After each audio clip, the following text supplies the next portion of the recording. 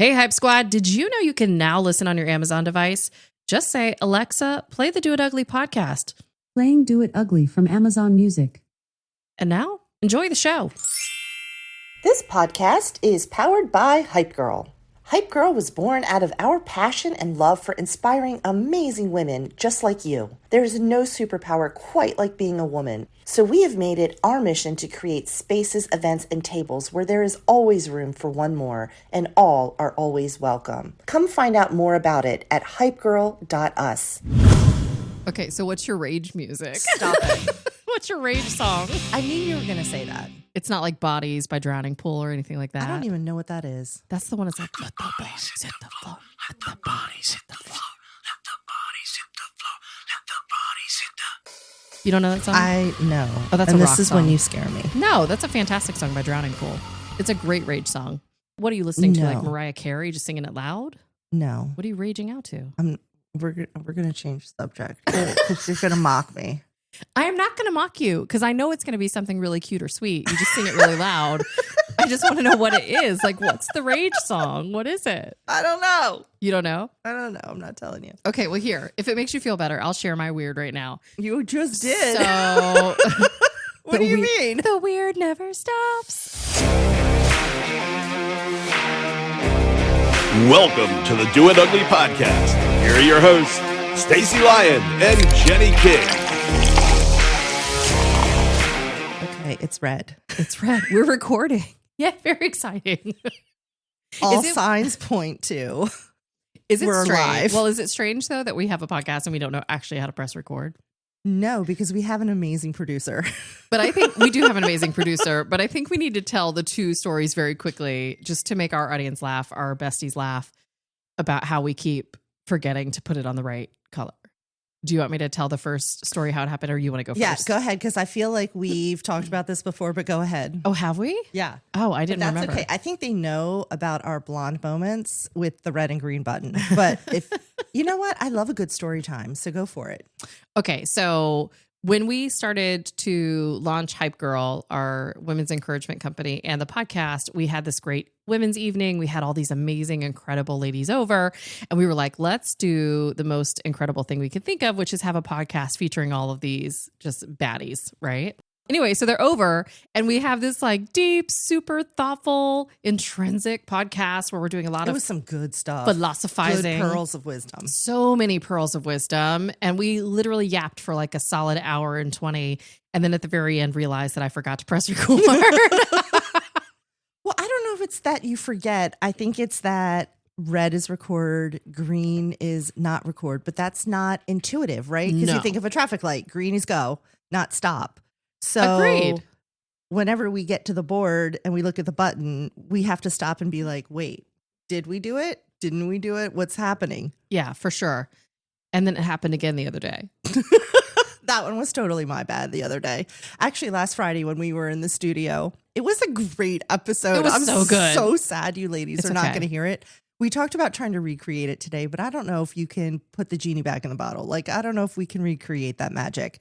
Well, and that was kind of hard because what was really fun about that episode that you girls will never hear is that we were both so moody. Or we were fired up. There was attitude all over the studio. And so everything was coming out sharp and spicy. And we said, you know what? Maybe God was protecting us. Maybe he didn't want us to He share didn't all want our... us. Yeah, because we were frustrated at the world that day. We were. Because let's be real. Life is lifing and humans are humaning. And I don't know why everybody seems to be amped up to level 25. Like everything is coming in harder. The attitudes are sharper. The lack of just thoughtfulness is there. Like it's wild out here right now. I think for me, part of it has to do with the heat. I mean, Ooh, yeah. it was 106 again the other day. It's just too hot. And then humidity on top of it. Like I'm not here for it, for any of it. No. I would rather have a snowstorm than this heat storm that we're in the midst of. And it's not even like rain is coming in to cool it off in the afternoon. Somehow, if we are lucky enough to get a little drizzle, it just amps up the humidity. Oh, it does. Makes where you can't breathe. And as we always talk about, we don't have thigh gaps. So we're not meant for this heat. Okay. Can we be are so not. for real? No. So it just makes me grumpy because I'm hot and I'm uncomfortable. And sometimes it's hard to breathe when it's that hot. Like it's just no, I'm not here for any of it. It is, but also people are people Yes. and grinding the nerves to a degree which I didn't think was possible. And I'm a pretty gracious person. Like I let a lot of stuff go. We are in full tourist season here too at the beach, and driving is always like a contact sport. It is almost a contact sport. Yes, indeed. Agreed. But it's especially bad this time of year. Can we talk about why no one knows how to merge? Or why people think they can turn right from the left lane. You can't? Oh, just kidding. Just kidding. I've never done that. I don't think. Maybe. Who knows? Maybe in my younger years. But the fact that people do not understand how to merge when people get into a merge lane and slow down, I'm like, no, that's not how this works. That's not how any of this works. You race for your life until you zip in. That's how this works. Otherwise, you pull off to the side and park until there's no traffic, and then you make your way in because somebody's going to die. All of the traffic rules here seem to not apply. I don't understand why. Well, it's insane driving here. It takes defensive driving to a whole nother level. If your head is not on a swivel and you're not paying attention, you're not waiting when the light turns green like a good 5 Mississippis before you go. Like you're taking your life in your hands. Well, here's the thing. So, I'm a native to this area, and God bless you. I love that everybody's always like, them South Carolinians don't know how to drive. I'm like, bitch, we're fine. It's all of you who are not from here. No, that's not true. It is true. It absolutely is It's true. not true. It's 100% true. It is because you got people from all different states who are used to driving on different turnpikes, on different highways. Their interstates are different. Their country roads are different. And everybody's trying to drive like they did at home here. And so it's a melting pot of horse shit behind the wheel, for lack of a better term. It's not us. We know how to drive. We know how to merge. I'm telling you, it's not fully disagree with that. I'm so sorry. No, I guarantee you, if you pulled over every driver who pissed you off on the road and you polled them, not one of them would be from here. They're from Pennsylvania. Let's just get they're that from, out there. They're from anywhere but here, is what I'm saying. So, but I love it. I'm like, okay, well, think that if you want, but I promise you, it's not us. Because first of all, we're not on the main roads if we can help it. We know where to hide still. I'm sorry. Actually, I'm going to say North Carolinians down here drive like they are on a NASCAR track every time they're on 17. I'm telling you, it's just because there's so many people from so many different places. And I'm like, Grandpa, I love you so much, but you can't drive like that here. That doesn't work. I'm just saying. I totally understand why Mel is nervous to get her driver's license. Okay. We have renewed her permit now 3 times because she's afraid to drive on our roads. And this last permit she has expires in a couple weeks. And I'm like, no, we are not renewing it. You are going to go. Even if you don't drive, you have to get your license. Like in a case of emergency or something, I need you to be able to drive. Like, let's do this. But I get it. I mean, I'm a seasoned driver. I've got like, how old am I now? I'm old. Trying to do the math. I've got at least, when did I start driving? I started driving when I was like 10. So I've got like 33 years on the road. Okay. And I'm still scared some days out here because there's so many different ways to turn. Yeah. And I'm going to go back to that's part of the problem with South Carolinians is y'all are used to learning on the farm equipment and driving in the field when there's no one around you. So you think you can just do that on a road around cars. I'll have you know, you hoity-toity Yankee Baltimore. I'm just kidding. I love my girl. I learned to drive in a cemetery. Okay. I didn't learn to drive on a farm. I said a field, but okay. Thank you for that northern elitist point of view. First of all of us from South Carolina didn't grow up on a farm. Some of us grew up in urban areas. Some of us grew up not living in the fields. Why are you talking like that then? Because that's how everybody thinks we are. They think we all grew up in a trailer on a farm, although I did live in a trailer. I think you're projecting a little bit, Jenny King. I think Do I you need might some be. therapy? I think you might be. I think anytime we throw out the words like all, every. Yeah. Am I internalizing a little bit? I think you might be projecting just a little bit. Do you like the way that she just turned that on me? Like, no, we can't take responsibility for the fact that we do think all South Carolinians are slow and grew up on a farm, even though you just said it. You literally just said it. But I'm internalizing. Okay, I'll go to therapy. Can we go to therapy? That would be amazing. Can you imagine how funny that episode would be? That would be amazing. Well, one of two things is going to happen. We're either going to walk out in absolute shambles and tears or walk out laughing hysterically. Which one do you think it is? I think that the therapist will quit and rethink their entire career. Have you ever done therapy? I have not. You haven't? Yeah. I haven't. I've never done individual therapy. I'm not sure I want to crack open that box of demons. You know what I mean? Like I shoved that shit down and locked it up for a reason. No, we're very healthy, well-adjusted adults who deal with our stuff. You can stuff. live in denial and be really happy. This is true, actually. You can live in denial and be really happy. I don't know if it's healthy. Well, that's a whole nother story. I mean, I didn't suggest it was healthy, but I also think it helps. Okay, so if you don't have therapy, it also really helps if you have a ride or die person that you can tell all your deep, dark shit to, that you know they'll take it to the grave. So at least you had a person to release it to. Is that different? Is that make it different? Is that why you think I need therapy? Because you've released me? No. It scares me. No. Oh, Jesus. No.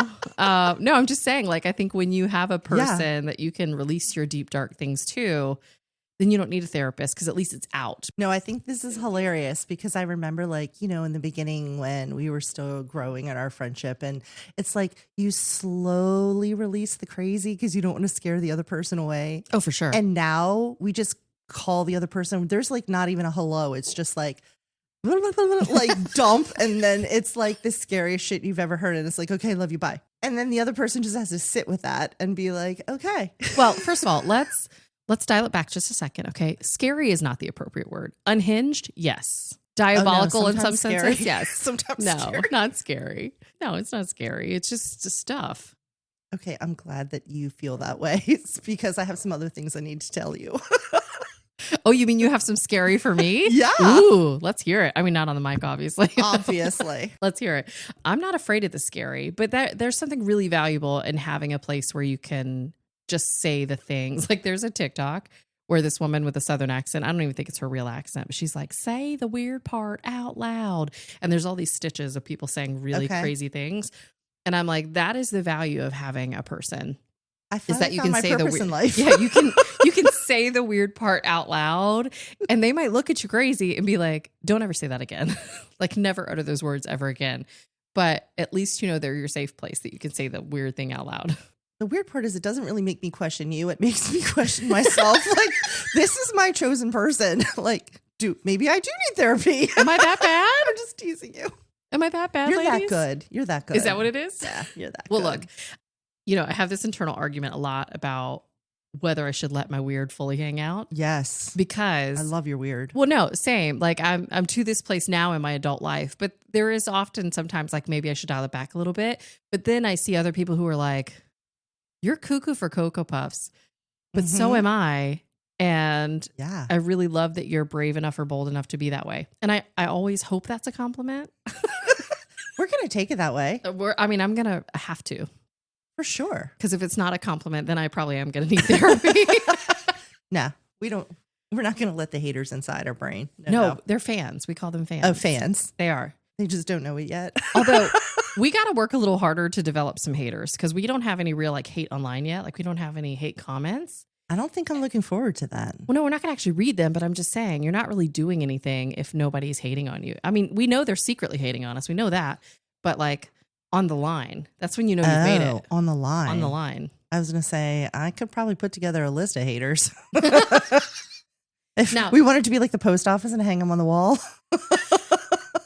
For bullseye mugshots. There we go. No, and not anything too nasty. Like, I don't want them, talking really harshly. But if they're like, ugh, I don't know. Look, my brain's not working today. I can't even think of a mean thing to say. But yeah, so thank you for accepting the crazy. So let me ask you, what is the craziest thought that's passed through your head this week? And can you say it out loud? No. No. You first. I don't have anything to say because I've just been so work focused. I mean, I've thought about like pushing people off a cliff this week who are just like getting on my nerves. Is that crazy? Is that borderline crazy? I mean, I don't know. I kind of really feel like, no, I don't feel like that's crazy. That's not crazy. Okay. What does that say about me? I'm like, no, I don't think that's crazy. No, mine's all work related because everything is so work focused right now that it's the stress of work and like how my brain crashes out, which is what the kids call it. They call it crashing out when you start to lose your composure. And so it's just having minor crash outs mentally. Okay. As the stress is happening. Yeah. And then I throw my little internal tantrum and then I move on. Do you do that? Do you throw internal tantrums? Or am I the other one? Yes, I do. In your mind, are your legs like stomping or is yours like stompy feet? Yeah. Sometimes yes, but I usually do mine when I'm alone in the car and then you can just like scream and get it out. Okay, so you're an audible stress reliever. Sometimes, yeah. I mean, if I'm at home, I'm not going to do it, but I'm going to do it in my head. I am an overthinker though, so my mind is always whirling. And I'm thinking about like, hey, remember that thing I said back in 3rd grade? I wish I could take it back and do that differently. Okay, so that's how you typically release is like, is it really a scream or is it just like okay. No, like if I'm alone in the car, it's literally like a scream, or I just put on some music and I'm like singing and I'm letting out the energy. So when I get mad, or like if I've gotten off the phone with somebody and I'm really PO'd, you know me, I don't say a lot of aggressive things to people in front of people. From a professional perspective, just trying to maintain my integrity, I'll handle it in the utmost professional way. But when I hang up the phone, then I'm like, middle fingers up, saying all the things I wish I could have said. And I'll have that little internal thing where it's like I got to say my piece, but I never really got to say my piece. Yeah. But at least I get it out. Yes. And that way, nobody ever has to experience that unchristian version of me. That my dashboard is the one who takes the brunt of all of that. Yeah. Yeah. For sure. Yeah. So that's how I do it, like a toddler throwing a tantrum after I'm done with the call. But I feel so much better. Do you ever do that and then you look at the phone to just make sure you hung up? And then oh my God, yes. That is my greatest fear, that I will not hang up. So I've actually started pausing. I'll pause a few seconds just to make sure there's no green bar left, because damn iPhone, you can't slam it down like a landline. So yes, absolutely. Have you ever not hung up? I don't think so, but that's like a big fear of mine for sure. That is a huge fear of mine. Like, you click the end button more than one time, like just to make sure it's really done. But if they hear it, I'll be like, oh God, my Tourette's is acting up again. Oh, that wasn't about you. And no shade to anyone who has Tourette's. I definitely don't mean that as an ugly thing, but I would have to find some way to cover myself if somebody heard me crashing out, because it's not pretty. Because I reenact full conversations. Like, oh, you want to say that about me? You think I'm doing this? I don't think so. No, we're not going there. But yeah, I know that seems crazy at my age to still be doing that, but sometimes you just have to get it out. And even if that other person never hears that version of the conversation, I have to have it. Yeah. Or then I live in my head like, why am I such a punk? That's usually when I'll pick up the phone and I'll call you and I'll be like, you won't believe what this so-and-so did or said. Can you believe that? And then you try to talk me off the ledge like, oh, maybe they didn't mean it that way. I was like, no, they totally meant it that way. I'm not hearing this. I don't want to be calmed down right now. Well, I will say, so this is a critical fault of my own, is that because I have a no gossip rule for my life, that even sometimes when you vent, I'm not the great bestie that I should be to let you have your moment and be like, yeah, F that hoe. I'm like, no, it's okay. Like, I'm sure she's having her own day. Yeah, I'm bad about doing that. I'm really sorry. You really are. I should let you have your moment. I'm really sorry. You should. I'm going to be better. Because I need to just like let the poison out. And then once it's out, I'm totally fine and cool. And I'm like, oh yeah, I love her. Like, I'm totally fine. But if I don't let it out, it will eat me alive. Well, yeah, no. And that's on me. That's because I have like a 100% no gossip rule for my life. But that's not gossip. That's just venting. And you got to have your people that you can do that with. That's sharing emotion. That's not gossip. It is. No, I agree. I'm just saying. So I'm working on my own self. And it's also factual, because I'm usually reporting like, can you believe so-and-so said this? I can't believe she said that. It made me feel blah, blah, blah. But you also need your person to be the one who's like, I don't care if she had hard feelings that day. F that hoe. Right? Right. I need you to get a little more fired up sometimes. I'm trying to be better. But I told you the other day, this is part of that podcast that we didn't get, is that there is this version of us, right? Both of us, that we're different, a little more savage in different parts of our lives. And I don't want to let that version of myself out ever again, because she was gnarly. She would cut a bitch. She would absolutely cut one. Like, yeah. Yeah. So I don't want to let her out. We've grown past her. But I tell you, the humans. We got to keep her locked up in the cage inside. We don't let her out. And I'm trying really hard to pray her back in the box. Stay back in the box. Yeah. Because she was an unhealed, unkind, very judgmental, very mouthy, like a version of me that no one has seen in this iteration of my life in the last 20 plus years. You know what, though? I would hope that most people at 40s and 50s are not the same person as they were in their 20s. That we learned better. What is the saying? You know better, you do better. Yeah. That we've all had some experiences. We've learned some lessons, hopefully not all the hard way, and that we are a better version of ourselves now. I think that's absolutely true. I think that's true of you and I both, but that doesn't mean that if it came down to it, because right at the end of the day, we all have an animalistic nature. Yeah. And if somebody's threatening my kid, if somebody's threatening my husband, if somebody's threatening you, my parents, I mean, there's a place that I can go to that I hope we never see ever again. Yeah, I totally agree. And I try to keep her suppressed and down and locked up. And mine did come out a few weeks ago. I don't know if we talked about this on the podcast already or not. Tell me about it. Because I fully believe that if I'm going to talk the talk, I have to walk the walk. And you and I are all about encouraging and uplifting women and not letting anyone cut down a woman in our presence. No, yeah, it's a no for me. And I was in a situation in a boardroom where there was mostly men in the meeting, and they were kind of verbally going after one of the other women that was in the space. And like, I took a minute, I looked around to see if, the president of the board or anybody was going to do anything about it, and they didn't.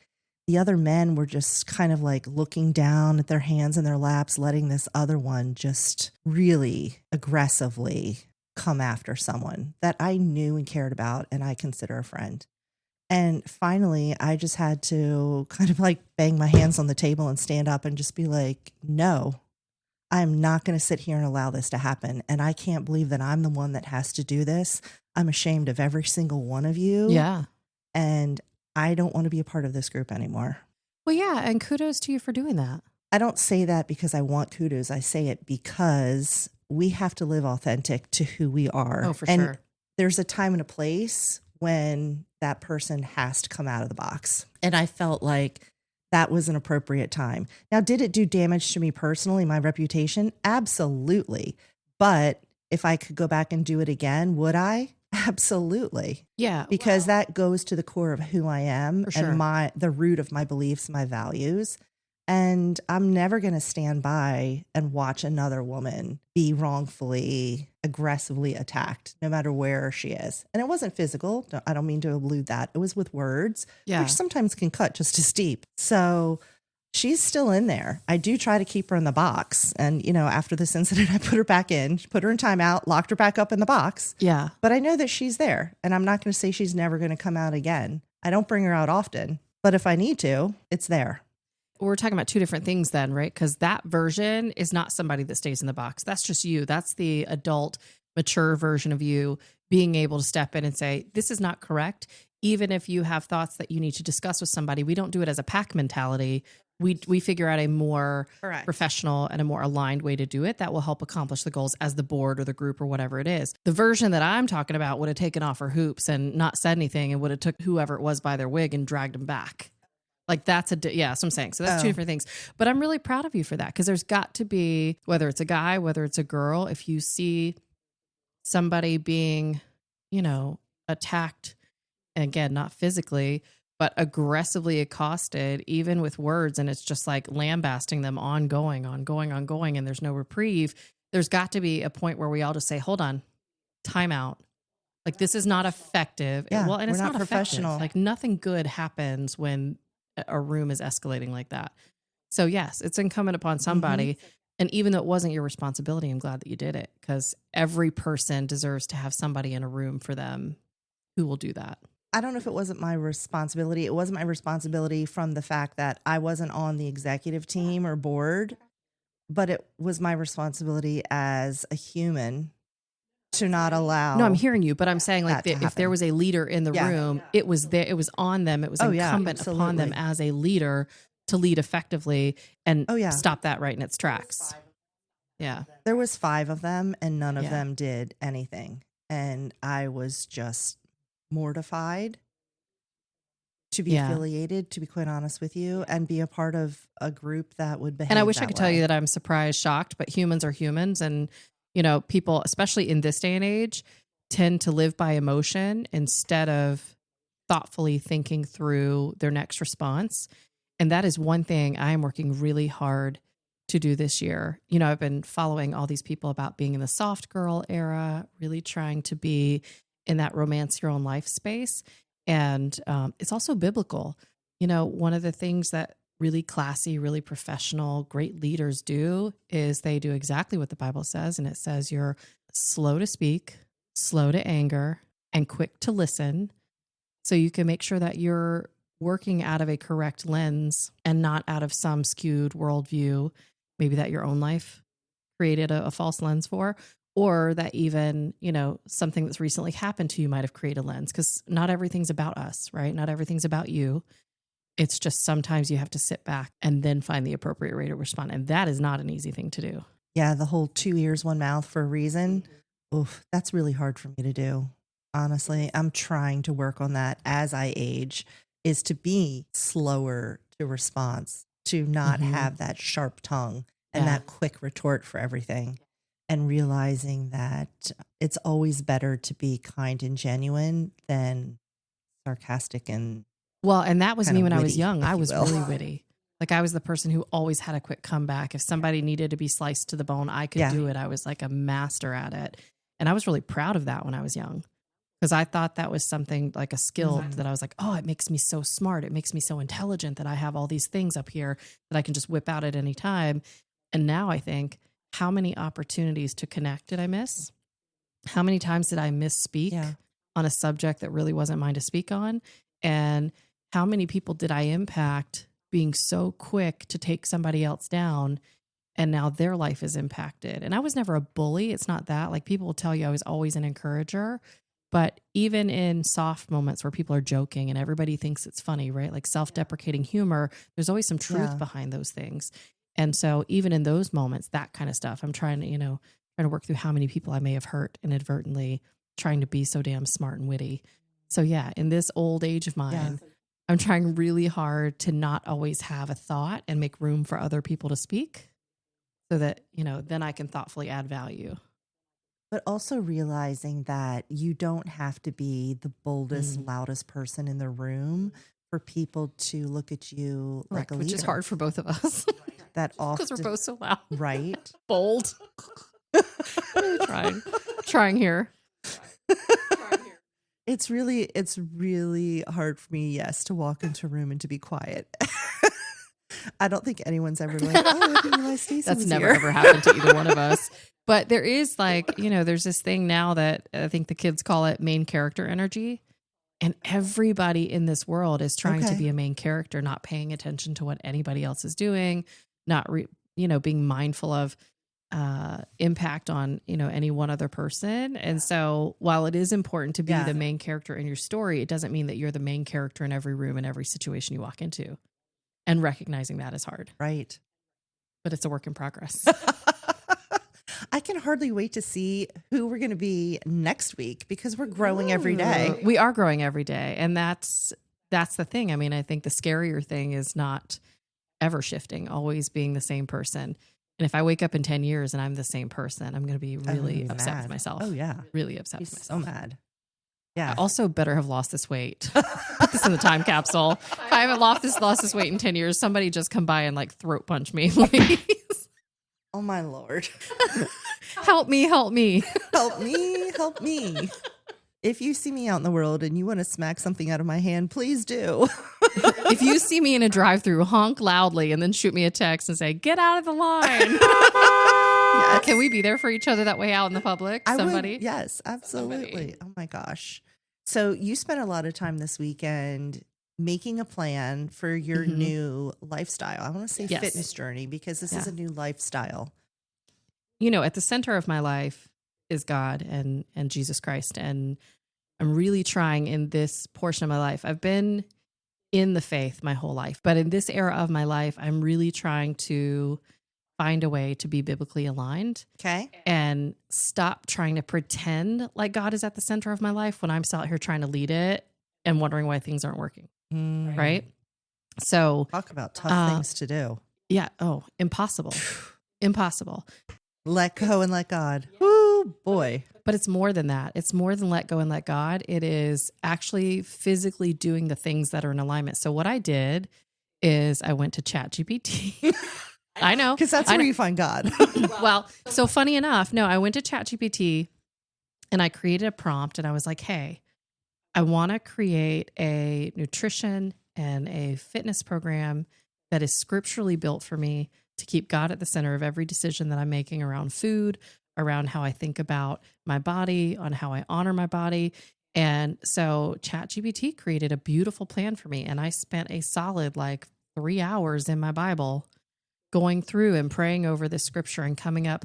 And it did a beautiful job of talking about how to really think about, instead of thinking water is punishing you, think of drinking water as worship, because it is the nourishment that quenches your thirst in the way that God and his word quench your spiritual thirst. And so, it was a really cool, thoughtful plan that ChatGPT created for me.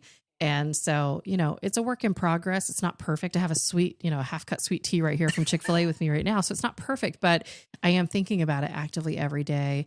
And then I went last night and created a morning and night routine for myself that are spiritually centered. So I'm just really actively trying to not be in charge of my own decisions because she's not good at it. She's tripping out here.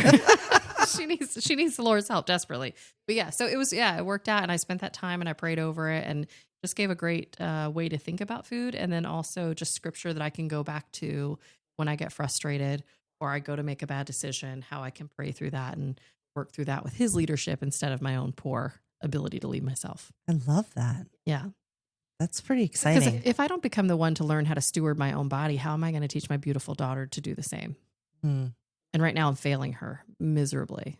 The lessons she's learning now are terrible in terms of food, nutrition, how to honor your body, physical health. Yeah. So that's what we did the weekend. Okay. What's today? Thursday. We're in the studio on Thursday instead of Friday. I know. This week. Mixing it up. We are mixing it up. We are. So you're a full 5 days in. You're creating habit now. Yeah, and I could definitely tell a difference. And so the new thing that I added in last night is an earlier bedtime. Ooh, what time? Mm-hmm. Well, so I wanted it to be 9:30, but structurally my life is just not going to allow me to be in bed by 9:30. So 10 o'clock is the time that I've given myself to be in bed, to be asleep by 10:30. Okay. So that means no more late night working. That means I've got to find a way to get it all in the day or set great expectations for the next day. Okay. Yeah. So I love that. I'll have to show it to you. It's a great thing because again, ChatGPT, I went to it and I was like, how do I create a scriptural based? And it was beautiful. It's talking about here's what you do to honor your skin, for your FaceTime routine. And then here's how you honor your body. You rest and you heal to restore. And okay. Yeah. So very cool. Anything what's going that on? supports my 8:30 bedtime, I'm here for.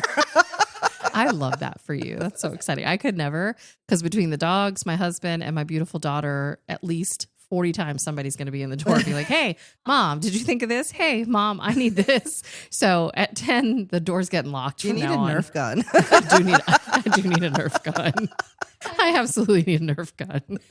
Okay, so anything new in your routine? Because I know you're working on lots of things as well right now. There's nothing really new this week. So Mike has taken this week off on vacation from work. So we are just doing a lot of things around here, family centered, that needed to be done. Fun. Love that. Taking care of mom and dad, doing some things around the house, and just trying to enjoy some time together. We went to the movies, which we haven't done in, I can't even tell you how long. And we saw the new F1 Formula One movie with Brad Pitt. So good. First of all, I had no idea it was a 3-hour-long movie, like Titanic long. I have trouble sitting still that long. It was such a good movie, though. And there was so much adrenaline and energy. It wasn't too hard to sit still for 3 hours. But by the end, I'm going to tell you, those last 30 minutes, I was ready to go. It was a great movie, which surprised me. The writing was fantastic. Honestly, that's the first good movie I've seen in a long time. I liked it. It met all the expectations. Yes. And what did you think about Brad Pitt in the movie? I like Brad Pitt. I really like his banter with George Clooney. So I'm going to say my one note would have been, I wish George was in the movie too with Brad.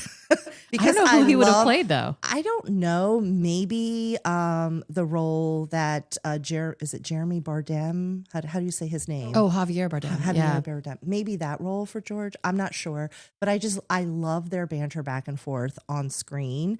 And in my mind, I feel like, oh yeah, the three of us would be great besties. Like we could go out and get a beer. Like that would be amazing. Sorry, you'd be there too, the four of us. Thank you. But I thought it was good. What did you think of Brad Pitt? You're going to make me say it, aren't you? I am. You tried to make me say it. I did. Say it. I did try to make you say it. I first of all, I love Brad Pitt. I think he's still very handsome, first of all. Yes. Very handsome. And I thought he did well in this role. Like this was a great role for him. And it felt like a departure because, he's always done so much of that same kind of stuff, like with George Clooney. And it was nice to see him in a serious part where he actually got to be a character. And he's done other films like that before, but it's just been a long time. Yeah. So I really loved it. But Brad Pitt had an alternative actor in the movie with him, and two of them actually, and they were driving me insane. And my husband didn't notice until the end of the movie. So I'm sitting there the whole movie just waiting for my husband to say something. And he never brings it up. And I was like, towards the very end, I was like, hey, babe, did you happen to look at Brad Pitt's teeth in this movie? Because they're so large. Like, why are the teeth so big? I know everybody in Hollywood is doing these veneers, but good God, they're huge. Outside of the massive teeth, whoever was doing the camera work kept zooming in on his face. Yes. And there was this thing where his lip skin kept touching and they would show it like slowly parting, but you could see where it was like stuck together. And it was so weird. I was like, why do you guys keep showing that? So the whole movie, I'm watching the story, and then I'm also enjoying the Oscar-worthy performance of Brad Pitt's teeth and his lips. Because it was wild. I'm like, why did you guys do that to him? Why? He's so amazing. The damn lip thing got me. If you didn't pay attention to it the first time you watch it, rewatch the movie just for that. They were pulling my attention. Like every time he was on screen, I didn't really look at his handsome face. I was looking at his teeth. I'm just glad to know I wasn't the only one, because when I said that to you, I was like, is there anything you noticed on his teeth? And you were like, yes. I was like, maybe I'm just a big weirdo that I'm only like seeing his teeth when he's on screen. Okay. Veneers, dentures, whatever was happening. I thought they were dentures because they were so damn big. They're huge. Massive. Absolutely massive. And now I want to go back and see another movie to look what his teeth looked like before. We need to do a comparison. But yeah, otherwise it was a fantastic movie. And the young kid who played the other main driver, he was fantastic too. Like I really enjoyed the whole cast. It was really good. Yeah. I even liked Javier Bardem. I thought he was really good. Mm-hmm. Yeah, I agree. I thought he did a great job. The only thing that kind of threw me off was they tried to, I think, force a little love interest with the engineer, which was not necessary. And it was awkward because I don't think they had a lot of great chemistry. Well, they didn't, because obviously he left her at the end. Sorry, spoiler alert. Oops. But I also right now am slightly obsessed with Formula One racing because I feel like you and I need to go to Monaco and be on a yacht and watch Formula One racing. Twist my arm. Okay, if you know anybody who has a yacht in Monaco and wants to host some hype girls to watch Formula One racing, please let us know. I'm just saying, I'm sure we could reach out to Below Deck and find a yacht. That's that's a life. Yeah, man, that's not going to ever be our regular life, but that would be a cool life experience. It would be a cool life experience. Check it off the box and be done. Absolutely. Appetizers, yacht sitting, watching the Formula One racing. Yes. What would you wear on the yacht? I would clearly need a whole new wardrobe. I mean, we have to go shopping for the yacht to be yacht chic. Oh, I would wear something so gauche that people would be like, it would be like, I think my caftan era. Yeah, it would be something really gaudy and gauche with a lot of gold bracelets and a big hat. Big statement necklace. Like, I want to look caftan. ridiculous. Yes. I want to look ridiculous. Like, they're like, so. Oh, who is that woman on the yacht? Because certainly I'm not wearing a bathing suit. So. Absolutely not. Thank you, but no thank you. Yeah. All right. Well, look, I think we've done a lot in this episode. And ladies, we hope you got something out of it. We love you. Thank you so much for hanging out with us. Is there anything else you want to share with our besties today? Ladies, I hope you still love us after this episode. We love you. We love you so much. And you got a hey, peek into the weird. They get a peek into the weird every week. I don't know. I feel a little naked this week. I feel like they really got inside. Nah, it's all good. But we love you. And hey, look, if you're having a little crash out moment, if you have a moment where you just got to find a way to let the toot out, let it out. And in fact, we'd love to hear your weird ways that when you crash out, what are the things that you do instead of doing it in front of other people? Yeah. Since we're screaming in cars and having conversation arguments after the fact. All right, ladies. Thanks for being with us today. We love you. All right. We love you so much, besties. Stay amazing. Hey Hype Squad, it's Mel. Have an idea for an upcoming show topic? Want to ask a question or comment on something crazy my mom or Aunt Jenny have said? Or do you just want to learn more about upcoming events? Visit us at hypegirl.us.